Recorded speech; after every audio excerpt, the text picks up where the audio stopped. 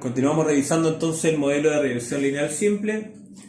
Luego de haber mostrado la insesgadez de beta 0 y beta 1, hablamos sobre la varianza, que la vamos a denominar sigma cuadrado, y sabemos que es fundamentalmente una medida de dispersión de los datos, dispersión de la variable. Si son las observaciones, si es la varianza de X, sería dispersión de la variable explicativa, de los datos propiamente tal.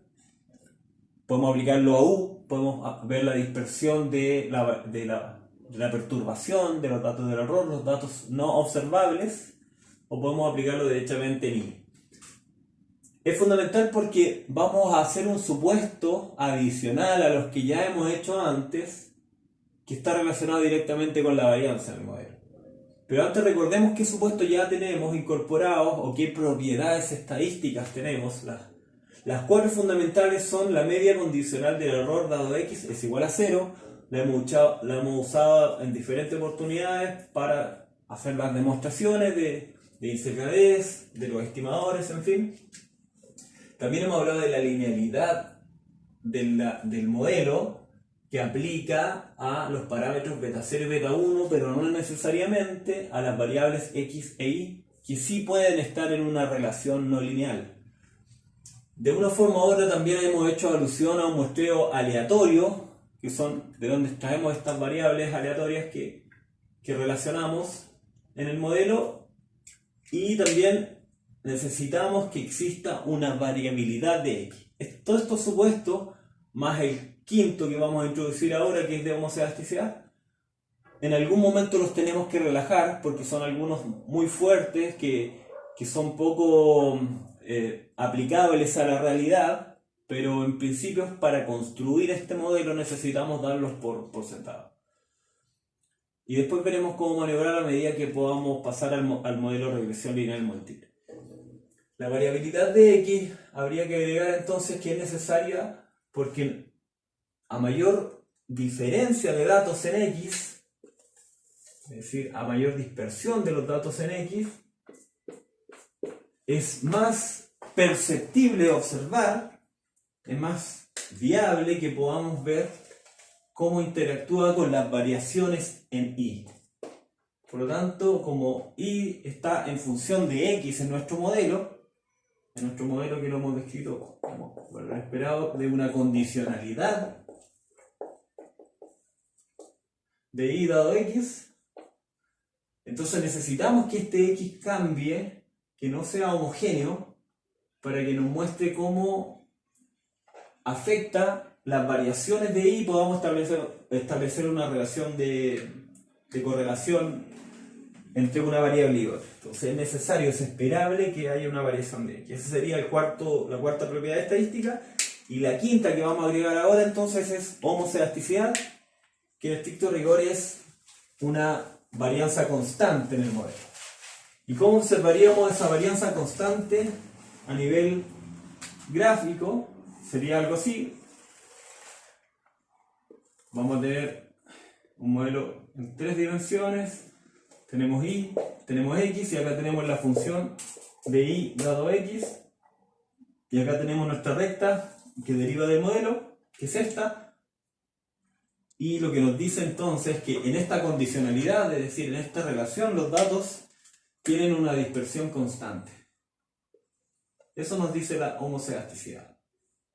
El problema es que este es un supuesto fuerte, al igual que de la media condicional 0 y el muestreo aleatorio, lo cual no siempre lo podemos garantizar, pero por el momento tenemos que aceptarlo. Si esto lo viéramos, por ejemplo, X fuese educación, como lo hemos hecho antes, y esto fuera salario, ya estaríamos enfrentando la dificultad de aplicar homocedasticidad, porque en los datos sabemos que a mayor años de educación se observa una mayor dispersión en los salarios explicados por la educación, ya sea porque hay mayor presencia de títulos, de premios por diplomas, una especialización técnica, en fin, que entonces haría que haya una mayor brecha entre unos salarios y otros, es decir, quienes tienen menos estudios y otros, a diferencia que cuando partimos en una relación de pocos años de estudio. Entonces, es difícil aplicar esto de la homocedasticidad en alguno de los modelos, pero se puede maniobrar con algunos métodos, pero por el momento vamos a aceptar este supuesto porque estamos construyendo el modelo. Estamos en la etapa inicial del modelo, estamos aplicándolo solamente además a estudios de corte transversal en un periodo de tiempo. Después vamos a tener que introducir la variable temporal en las series de tiempo, entre otros. Entonces, partimos de lo más simple hacia lo más complejo y vamos a aceptar homocedasticidad por el momento. Sabemos además que por la construcción de nuestro modelo, la varianza de y dado x es igual que la varianza de u dado x. Si logramos conocer esta varianza, podemos conocer la de nuestro modelo. Por lo tanto, podemos desarrollar esto de la siguiente forma. Varianza de u dado x. Por definición, una varianza, esto es una varianza condicional, no es de una sola variable, sino una variable condicional sobre la otra. Y por definición esto es la primera variable al cuadrado por la condicional menos sobre la condicional menos el valor esperado de u dado x al cuadrado. Esta es la definición, podemos cambiar las variables, pero esta es la definición de una variable condicional, una varianza condicional. Por e valor esperado de u igual a 0, sabemos que esto es 0. Y vamos también a considerar covarianza de x y, que lo hemos dicho antes, la relación de independencia entre x, x, u, la relación de independencia entre x y u igual a 0. Entonces por esta relación tenemos que acá es igual a 0, se va todo el término, nos queda esto. Y por covarianza, es decir, por relación de independencia, 1 depende de x, entonces esto es exclusivamente u al cuadrado.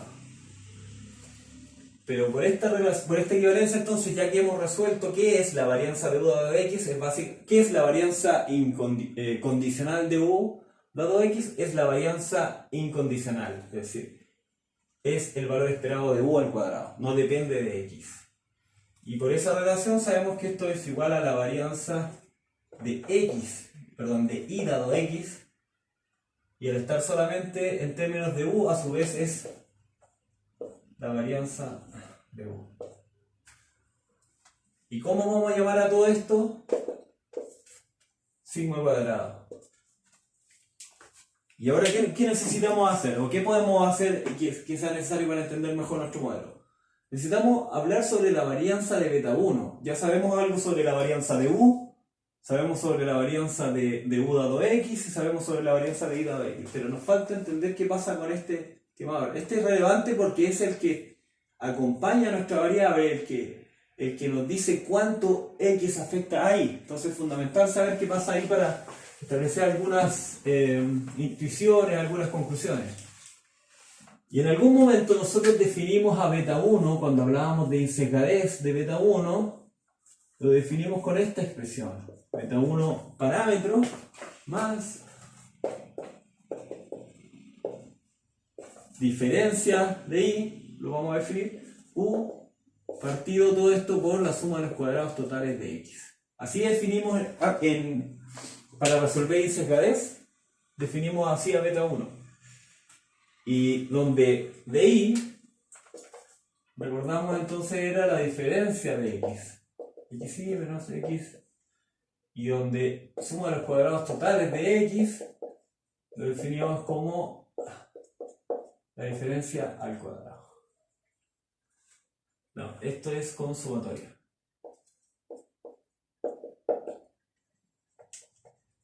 Entonces suma los cuadrados totales de x es esto. Y entonces, si queremos hablar sobre la varianza de beta 1, bueno, ya está en términos paramétricos, pero queremos la varianza de nuestro estimador de beta 1, le aplicamos varianza, y si aplicamos acá, la aplicamos acá. Pero le aplicamos a todo el término, a todo beta 1. Y por propiedad de la varianza, tenemos que, vamos a separar acá, varianza de la suma, siendo x e y dos variables aleatorias, es la suma de las varianzas. ¿Qué más?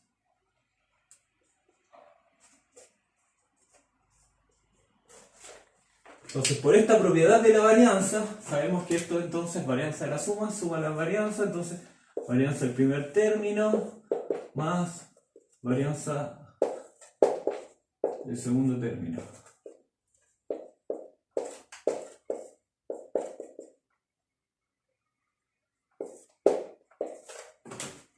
Y ahora, sabemos que beta 1 es una constante, por lo tanto la varianza de una constante, no hay varianza, es 0, más, y acá podemos reescribir este término como 1 partido por suma de los cuadrados totales de x por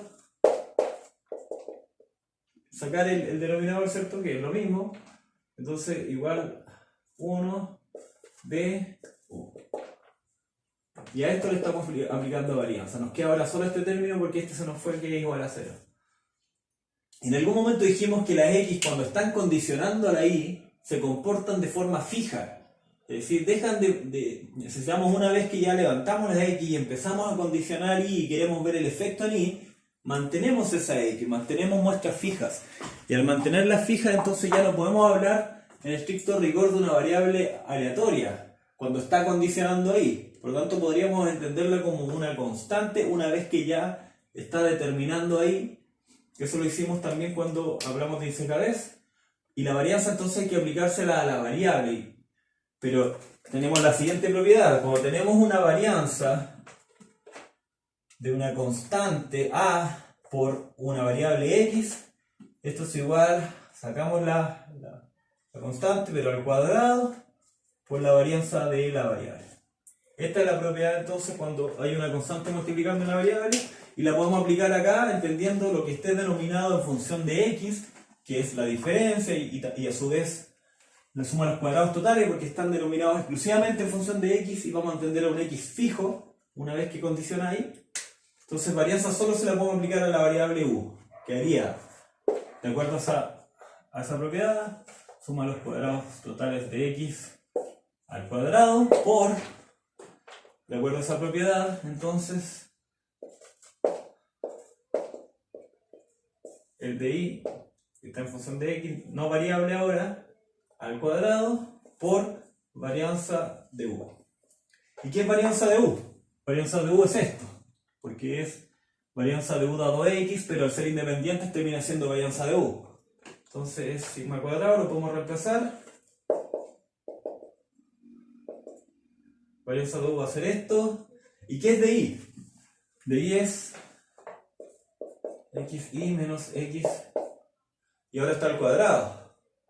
Por lo tanto, al estar al cuadrado, ¿qué pasa a hacer? Con un operador de suma.